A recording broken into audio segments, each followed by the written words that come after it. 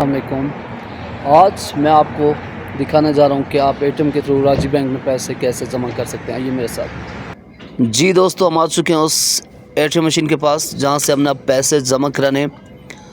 तो पहले आपने अपना कार्ड एंटर करना है बैंक के अंदर, इंग्लिश को सिलेक्ट कर लेना है। उसके बाद अपना कार्ड का पिन कोड देना है जो 4 अदद का होता है। उसके बाद आपने डिपॉजिट पे चले जाना है।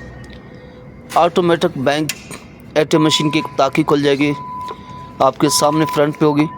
आपने सीधे पैसे उसके अंदर ऐड कर देने हैं। ये मैंने रख दिए पैसे। चंद सेकंड का ये प्रोसेस होता है। मशीन वो नोट चेक करती है। हाँ, नोट सीधे होने चाहिए, किसी नोट के कोने मुड़े होने नहीं चाहिए।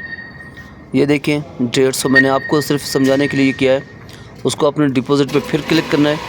ये आपके अकाउंट में सीधे पैसे चले जाएंगे और आपको उस नंबर पे एसएमएस आ जाएगा कि आपके अकाउंट में इतने पैसे जमा हो चुके हैं। अगर वीडियो अच्छी लगे तो मेरे इस चैनल को डिजिटल कमाओ को सब्सक्राइब करें। बहुत शुक्रिया।